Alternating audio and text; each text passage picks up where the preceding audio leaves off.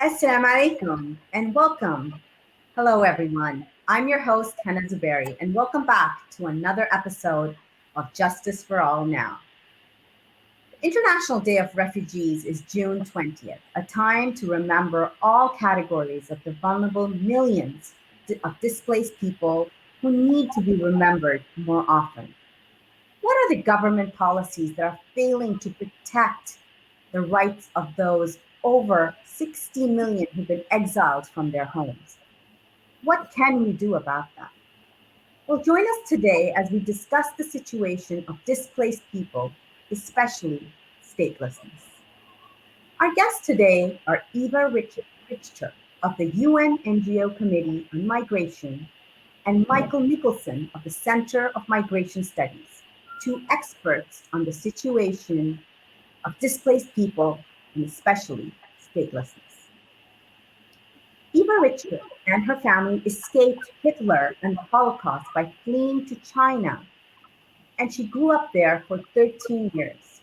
She was evacuated from China by the US Navy in 1948 during the Communist Revolution, traveling to the United States as a stateless person on documents provided by the United Nations International Refugee Organization, and has advocated for the rights of displaced people both as a teacher and as an advocate for the last 12 years at the United Nations.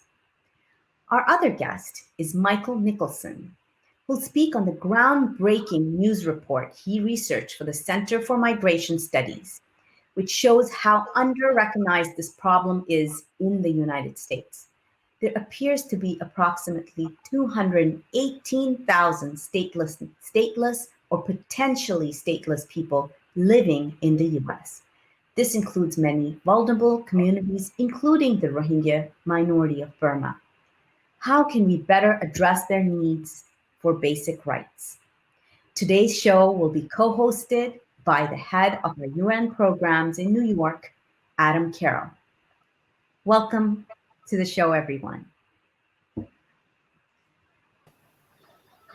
Welcome. Hannah, would you like to read fuller biography, or shall we go into the questions? I think we can just start the show now. Great. Eva, it's nice to see you. It would be nicer to see you again in person. I'm used to bumping into you in various meetings at the UN. Yes. I appreciate very much your interest in the Rohingya, which is one of the main focus areas of our organization, Justice for All and Burma Task Force Program.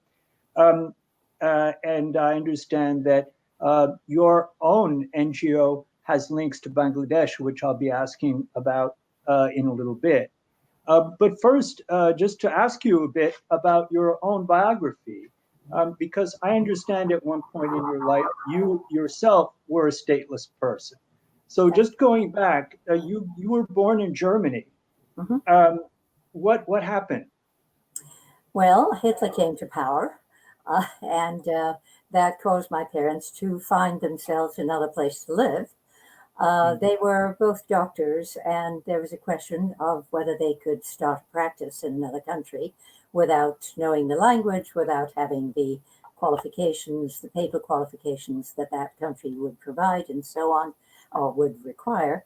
And so they chose China as a place where they could immediately get reciprocity for their licenses, their German licenses to practice, and where they would eventually learn English and start a practice.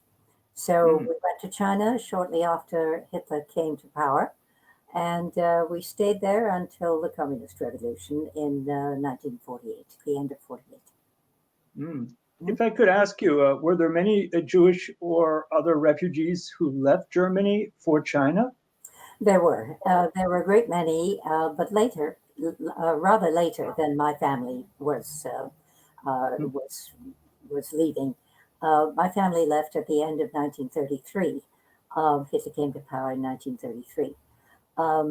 They went to Tianjin, which is in the north of China, because there was more opportunity there for foreign doctors to set up a practice.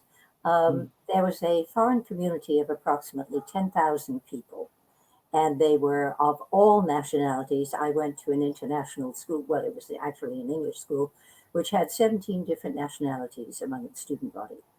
Mm. It was a very, very colonial kind of existence.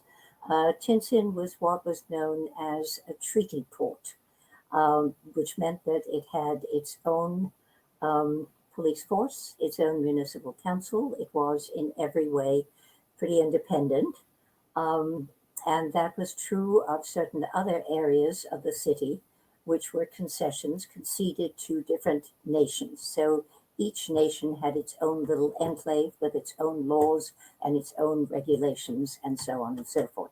We lived in the British concession. I went to an English school. There were a number of German Jewish refugees, but I'm not quite sure how many. We were a handful, actually. The Great Migration came in 1938 and following through 1939 and even into 1940, even to the beginning of the war, when, depending upon the sources that you look at, 20 to 30,000 German refugees streamed into Shanghai. Mm. And in Shanghai, they were interned in a particular area of the city, barricaded in. You know, they could get permits to go out if they had jobs in the rest of the city, but they were pretty well confined to one area. Of course, in 1941, well, let me back up. In 1937, the Japanese streamed over China and took over China with their military occupation. But they left the concessions pretty much alone, except that they erected barriers between the various enclaves so that it became impossible, except with passports and so on, to go from one enclave like the British concession to the next enclave like the French concession or the Italian concession or the German concession or whatever, you know. Mm. So that caused problems because in 1938, my family was stripped of citizenship and we didn't have any documents. So that's the story. Mm. Well, that must have been unsettling at least, because though you had some measure of privilege, perhaps, in this concessions, there was, well, you were losing your legal status, and we're having some difficulty with the image, I'm noticing. Um, um, I don't know why, I'm sorry. yeah, sorry. So as far as it's good that you were able to survive that situation. Now, I'm wondering if Eva is still on the line or if we've lost her because of some technical issue. Hannah, Yes. I can't. Talking. We don't hear. I just brought Mike on, so perhaps we can start the discussion with Mike until Eva is back on. Well, Mike, I guess we're going to punt here because we'd like to go back to Eva as soon as we can, but just maybe speaking about statelessness in general. Maybe you can jump in terms of the history of statelessness, if possible, and also its impact on communities around the world. Sure. I mean, statelessness has umpteen different causes. And, you know, stateless people have been in existence since the current state system began.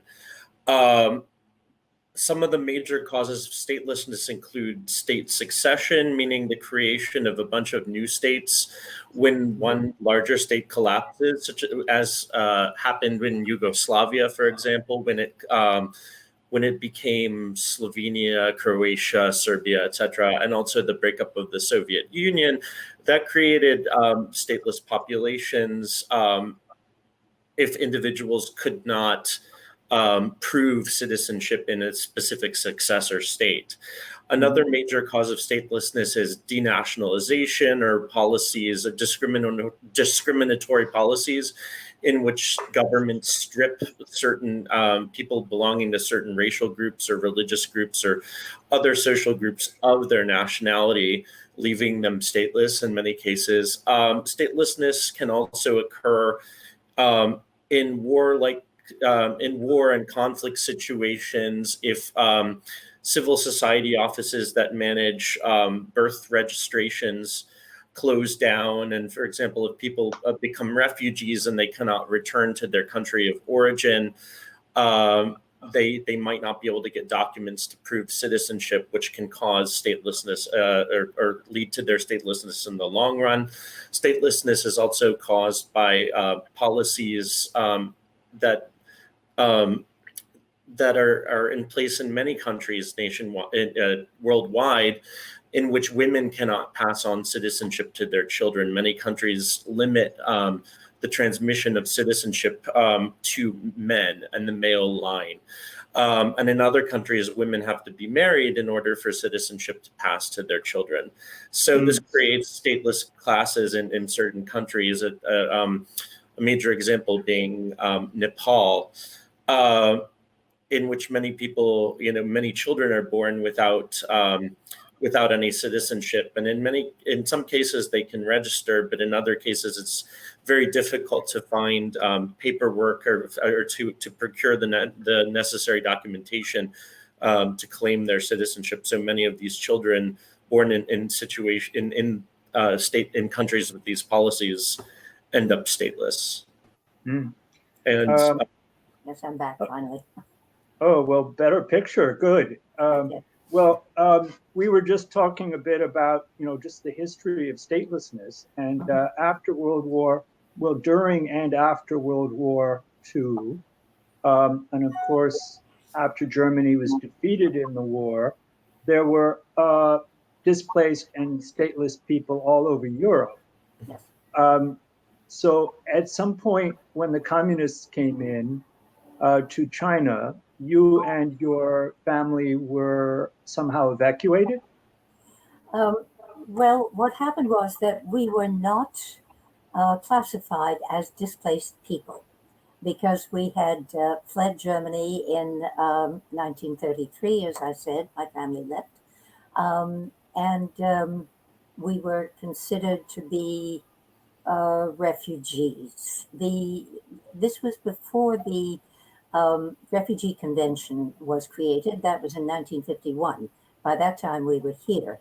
And so the situation was very, very fluid in 1948 when my mother and I left China. It was not clear what our status was, except that we were stateless. We had no citizenship, having been specifically stripped of citizenship by the Germans in 1938. So, in fact, all German Jews were stripped of citizenship a little bit later than that, I think it was 1940. So we were all stateless, but we were not considered displaced persons. Displaced people were the ones who had stayed in Europe and had been in displaced people's camps. So we came to the United States. The situation in China, of course, was quite chaotic because the Second World War, during which the Japanese had military occupation of China, and their headquarters for North China were in Tianjin, which is where I lived. So we were under military occupation, but it was the American forces that took the surrender from the Japanese in 1945. And we were then under American jurisdiction from that time on, while the Civil War raged. So finally, the U.S. Navy evacuated us from North China because they were the only functioning organization around at the time.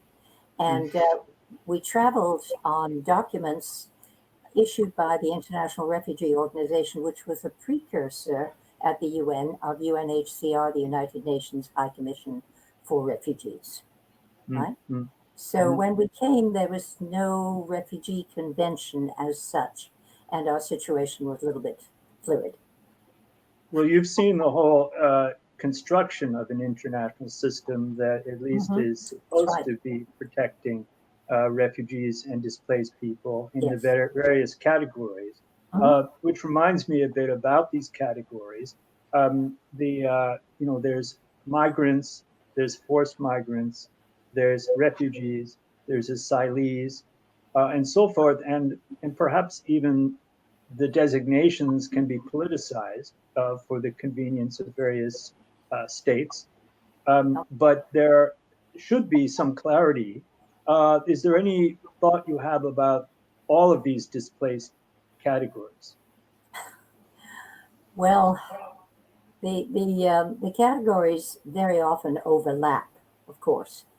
And when you talk about migrants, what's happening today is that we have mixed migration. We have migration flows, which include all of the categories that you named, and people can belong to more than one category at a time.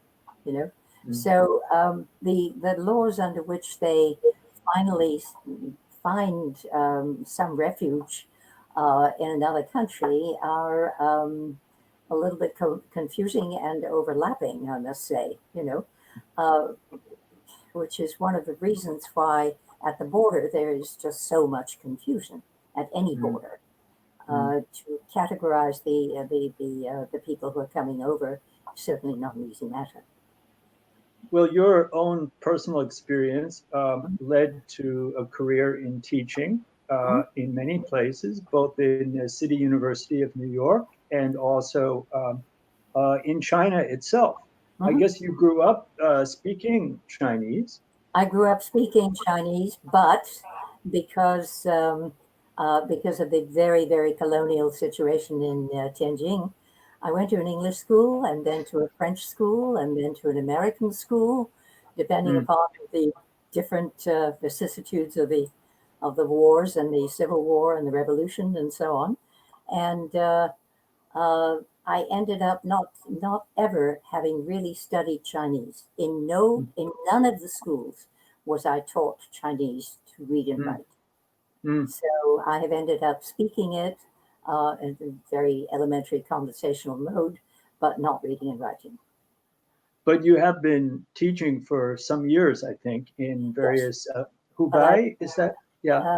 Hebei Teachers University. I had a sabbatical from the City University of New York, and I was feeling nostalgic, and I wanted to see what had happened to China, and I did not relish going back as a tourist because I felt that would be, that would be awkward. So I went back and taught there for a year, and it was a wonderful, wonderful experience. China had made many, many different strides, but at the same time, they were just coming out of the Cultural Revolution, and it was a very, very difficult time just before Tiananmen Square, a couple of years before that. But with the seeds of change, definitely very, very important at that time. Mm. Well, those seeds have had a hard time in the years since. But as far as engaging now, inspired by your own experience, engaging on behalf of migrants everywhere, um, you have been working at the UN. Mhm. Your own NGO is named Peace, which is poverty elimination. What is it? Poverty elimination and community education. Hmm. Yeah. And it's based And both here and in Bangladesh. that's correct, in Bangladesh. And in Bangladesh, it is based in Dhaka, but we have a school in Mymensingh, which is about 180 miles or so from Dhaka. And Mm. it's a very, very poor rural area. We have a school there which is coeducational, but it definitely goes for the education of women. That is prioritized. It's a school that is a multi-purpose school, so it has grades 1 to 5, and then that follows a training program. It's a training program which trains women to do sewing and dressmaking and so on. It teaches them entrepreneurship. It helps them sell their goods in various places. It teaches them literacy basic numeracy, etc., etc. And there are also consciousness awakening classes and so on, which include both men and women on the status of women. So it's a school that is just getting off the ground. We have now integrated the second grade, and we plan to integrate an additional grade each year. The COVID virus, unfortunately, has forced closing of the school. So at the moment, like many other places, we're in limbo. Obviously, it is not a wealthy community. On the contrary, it's a very poor community indeed. And uh, while we were planning to teach computer literacy as a very, very important part of it, we have not yet been able to arrange that. And most people do not have access to the internet. So distance learning is not an option. And that is a real problem throughout, for everybody who is poor, rural, throughout the world. Yeah. Well, it's been a frustration that Rohingya are not generally allowed in the public school system in Bangladesh, Yes. and also that the access to education in the refugee camps themselves was only just beginning before COVID-19 struck and shut all the schools down. So this is definitely harmful to the rising generation of Rohingya. At the same time, we know that there are many, many Bangladeshi migrants in the world, and they've been impacted by this crisis as well by having to return home. So this is certainly. I did want to ask you about women, though, because at the UN you've served at the executive committees of the NGO Committee on the Status of Women and also the expert working group for addressing women's human rights in the Global Compacts.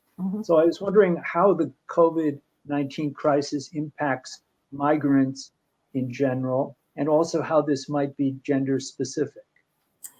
Well, I think both are a very, very relevant issue indeed. And as we know, migration impacts women in different ways from the ways in which it impacts men, particularly in the work areas, where women are generally relegated to positions of, let's say, lesser status, taking care of children, being domestics and so on. Their pay is obviously generally lower than that of men. They are subject to, practices that are dangerous and difficult. Very often they're forced to give up their documents when they start a job. They don't have the flexibility that a great many men do have in changing jobs and so on. So in general, women are more impacted. Now with the COVID virus, women in general are impacted, uh, as are men, by the way, in ways having to do with the quarantining and the way in which the pandemic has developed. Going home, getting back to their countries is a major, major difficulty. And it is very, very hard for migrants in general to get the documents that they need to travel, to get the permission to go home, they are very often stopped at borders and so on. They have, we have excellent practices throughout the world in many, many countries, but the problems are really overwhelming. I'm happy to say that in New York City, for example, there has been a law passed that all migrants, regardless of status, and that includes the stateless, and it includes the refugees, the migrants, the asylum seekers, the asylees, etc., everybody has the right to free treatment, free testing, free everything that an ordinary citizen would have. And a number of countries have followed suit. Other countries have done various things, like, for example, Portugal has been emptying its refugee camps and so on, and trying to find safe haven and safe housing for the refugees that it had been holding in these camps, and a number of countries have followed suit. And the New York State Department of Health announced that all low-income immigrants, regardless of status, would have access to testing, evaluation, and treatment. Whether that is always followed or not is another matter. But these are the concerns: the health concerns, the quarantining concerns, the questions of travel and communication with the home country, and of course, for stateless people who have no consular officials and no consuls who could help them in the situation, it is all very much more dire. Well, in a moment, I'm going to bring on Michael to talk a bit more about stateless people in the US and Mhm. how they're impacted both by policy and the current pandemic. But I did want to ask just a little bit more about your NGO Committee on Migration, Yes. what you're currently working on, and if that has changed at all in the last few years. Well, we have been working on many different cross-cutting issues having to do with migrants. I've been, as you said, very concerned with the position of women migrants, but the committee at large is part of a so-called action committee, a civil society action committee, which is a network of NGOs across the world. There are about 4,000 of them, and they range from very small religious communities to very large organizations. And like, well, there are many of them. I'm happy to say that CMS is one of them, uh, and we are very active in that group, in that network, with the Global Forum on Migration and Development, and we have been very much involved in all of the forums since the very beginning, in creating them, in following what they're doing, in integrating their particular findings into programs for migrants. We've been uh, publishing statements and position papers that have been used in the conduct of various in various places in the UN, not only with the Global Forum, but of course with the UN Network on Migration, which we were consulting in creating as well, with the whole development of the structures in 2018, from 2016 to through 2018, through the Global Compact on Migration and the new Global Compact on Refugees and so on. We have been very instrumental in bringing in the voice of civil society to those documents. And I'm happy to say that for a long time there, the UN was really focused on the issue of migration and did make quite great strides in what was happening. I think maybe many people are not aware of all the many behind the scenes efforts and sometimes successful in changing legal norms, in changing state policies, and sometimes not. But I think people are very gloomy because of certain aspects of the UN being dysfunctional. But at the same time, there are many very important activities. You mentioned the 4,000 NGOs that were linked in this movement, really, to reform policies and protect migrants. I would like to, since we're talking about policy, I'd like to bring on Michael Nicholson from Center for Migration Studies, maybe to speak a bit about US policies. One Eva and I were both at the launch of your report in January before we were all locked away. And it was really eye opening to learn that there are 218,000 stateless or potentially stateless people in United States, more or less, and that up to now there really has been no documentation of this community, of this vulnerable community. Why is that? Why was it so lacking? And maybe if you could speak a bit about how you came to work on this project. Certainly. So we do not, in the US, there are very few sources of data that focus on stateless persons. In many other countries, there are population registries or demographic surveys that through which stateless people can be identified, although it's a challenge.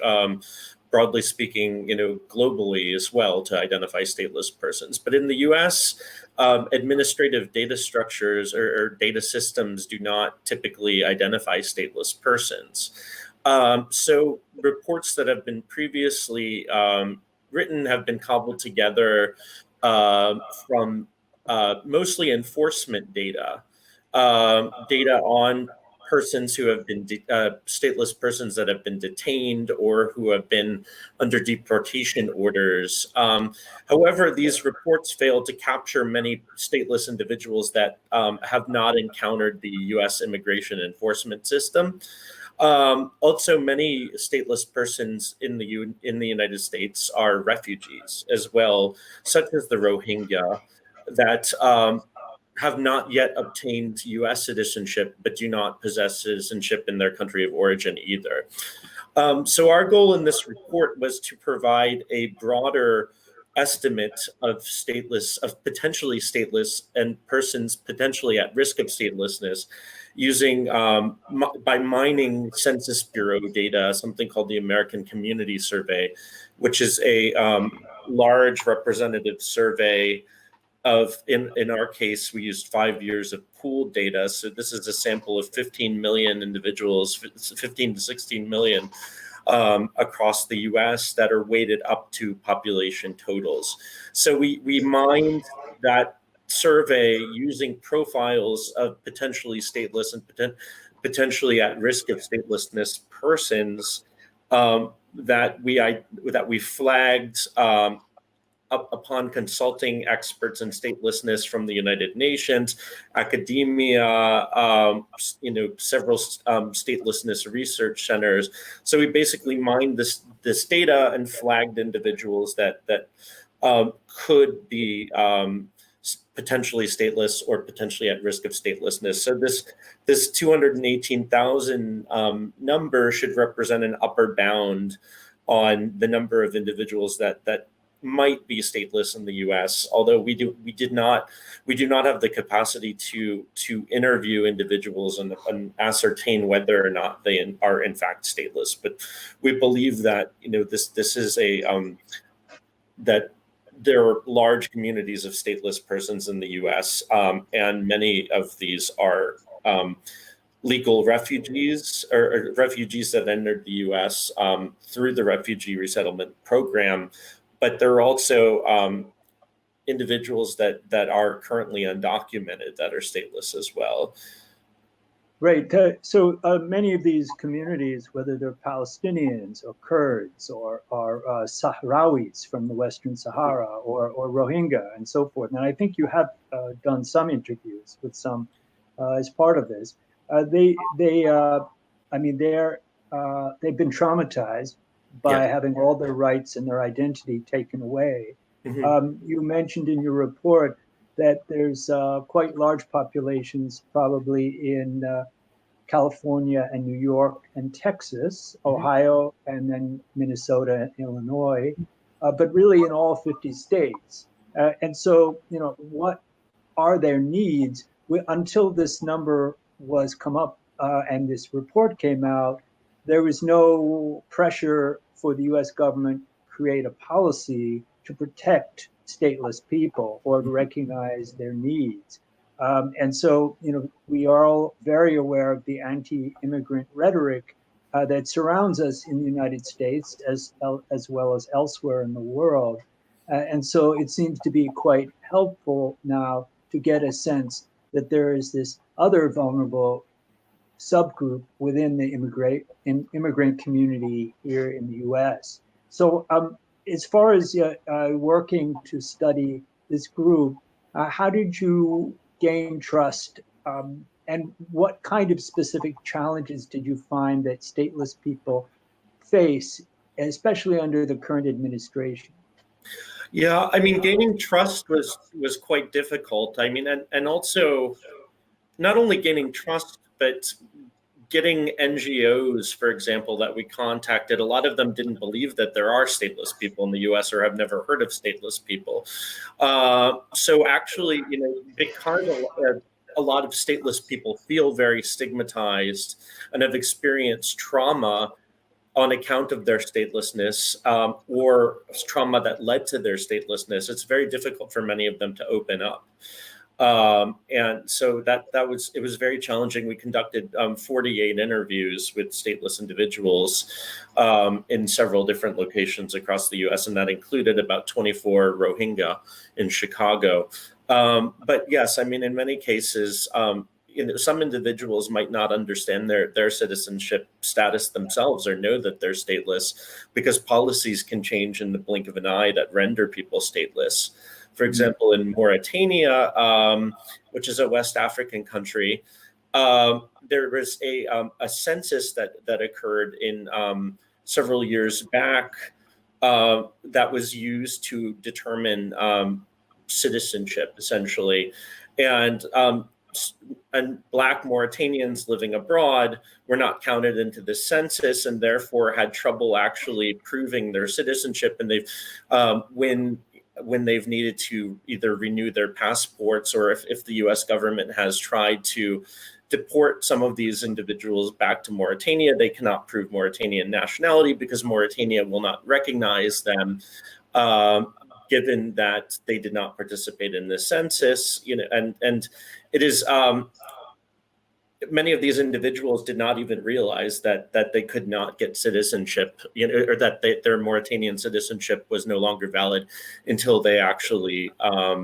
tried to get a new passport. So I mean, it's a combination of people not being aware necessarily of their status, people not believing that stateless persons exist, and then stateless people face stigma and fear about talking about their own status. And that has also, you mentioned how current policies are affecting stateless persons. I mean, it really depends on whether we're talking about individuals such as the Rohingya and many Nepali Bhutanese that were admitted to the U.S. as refugees and have not yet naturalized as U.S. citizens. So many of them do not currently have a passport from any country.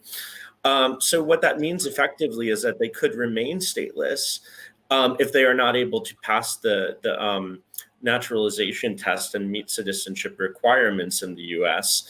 And that could mean that if the government were to crack down further, they most of them are lawful permanent residents, but they are still liable for deportation as long as they're not citizens of the U.S. So they're always at risk until they get a U.S. passport, and there are significant barriers to that because many of these populations have low levels of education and literacy, and the fees for applying for naturalization keep getting steeper and steeper. In fact, the Trump administration has proposed another fee hike, which it's over $700, and many of these new refugees can't afford it. So without a U.S. passport, also many of these refugees face difficulties traveling abroad to visit family members, etc. Because even if they have refugee travel documents, they're often detained in airports, or they might have trouble.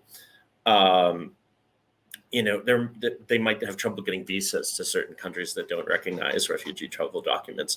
So for those who are in the U.S. and are undocumented and stateless, that's an entirely different can of worms as well, because and this in many cases refers to individuals who came legally to the U.S. Many of them were from the former Soviet Union or former Yugoslavia. And when these countries collapsed, they were still in the US for whatever reason, and then they could not claim citizenship in the country, in the former Soviet successor country. So what effectively happened to many of these individuals is they ended up in the United States, unable to claim asylum because they are not a member necessarily of a persecuted group.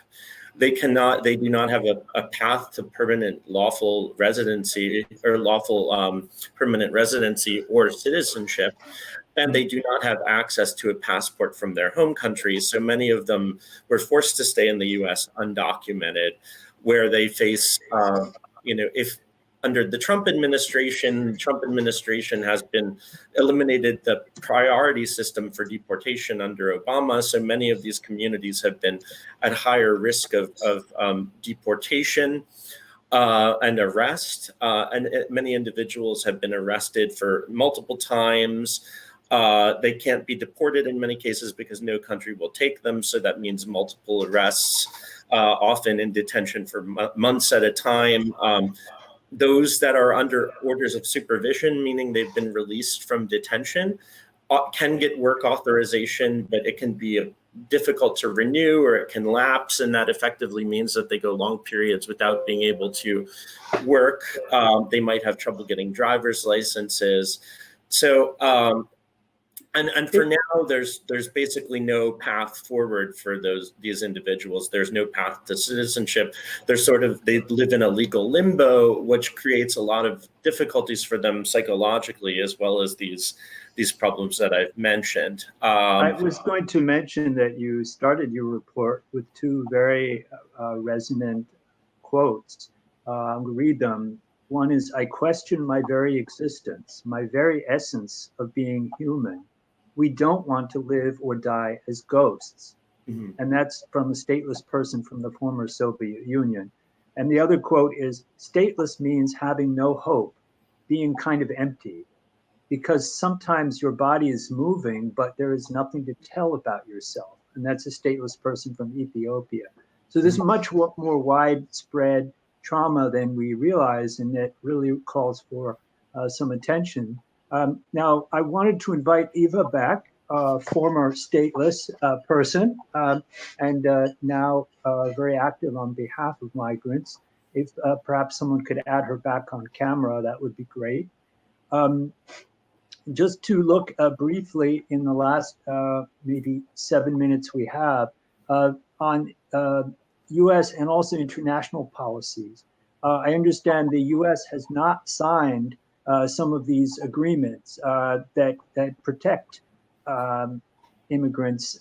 I think, is it the 1951 UN Convention relating to the status of refugees? The US hasn't ratified the 1954 convention. Maybe you could correct. Yeah, the 1954 convention on statelessness and the 1961 convention. So, yeah, I mean, our policies, do they change as according to state, or New York or California or Alabama, or how does it go? With respect to statelessness, there really is no policy anywhere, and I think that that's a lot of the problem is that stateless people aren't recognized. I mean, this quote is quite powerful in that, people don't want to die as ghosts, and I think that's a lot of the problem that people are facing, and a lot of the challenge that stateless people face is to raise awareness that they are a population. They exist, and that's what we try to do in our report as well, is show that these persons do exist, and we're hoping that that the government creates a path to lawful permanent residency for them, that their temporary ID cards, that is something that some states have, right? Like ID cards given to all residents that allows them to partake of certain local benefits, such as the ID NYC in New York City, that allows people to access, public health in New York City, for example. So there are some benefits, but that are local, but they're not targeting stateless persons directly. So the more entities that recognize this, the better off stateless people will be, and also judges need training, immigration lawyers need training, to learn more about stateless people and their plight. Well, this is certainly true. Yeah, go ahead, please. Well, I just wanted to mention that you're absolutely right. Being stateless is being statusless, and that is the problem. That people don't even very often have the basic documents that will prove their existence, like birth certificates, for example, like school certificates, and so on and so forth. And so they are really, literally non-persons. And trying to get some kind of identity established is a really, really difficult matter for a stateless person. And you have to have that basic identity before you can go to school, before you can get some kind of certification, etc., etc. I wanted to mention one other thing that I forgot to mention before, which is the lowering of the refugee cap to 18,000 for fiscal year 2020 on the part of the Trump administration also creates barriers to other stateless refugees, such as the Rohingya, to come to the United States to seek relief. And for the Rohingya that are already here and other stateless refugees that are already here, it blocks their ability to bring family members to the United States as well. So that's a problem that many Rohingya, especially from our interviews, are facing. They have many family members scattered across the world that they cannot bring to the United States in the near future due to the Trump administration's strict caps on refugee admissions. Well, recently, of course, the United States has not participated in anything having to do with migrants. They were not even in the room during the discussions that led up to the development of the new global compact on migrants and the new global compact on refugees. They refused even to be at the table there. It's very unfortunate the unhelpful role that the U.S. has played in this huge issue with 60 million or more displaced people.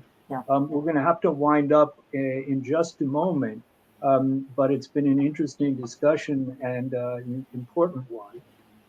Even the Trump administration's attack on birthright citizenship, which they depict as anchor babies, but it means that if you were born in the U.S., you have the right to citizenship. It's a basic thing, and it's a usual norm. But unfortunately, in other countries, it's lacking as well, and so we may end up with a worse crisis because we're changing the laws to be harsher and more restrictive. So this is something to fight against, to struggle against, and in partnership with the impacted communities, learning from each other, learning from our experience, Eva, your experience as well, and hopefully we can keep going during this pandemic. I did want to ask Mike just briefly a little bit more about Center for Migration Studies because you're very active, and I see that there's a lot of work you're doing at the center on the impact of COVID-19 on migrants.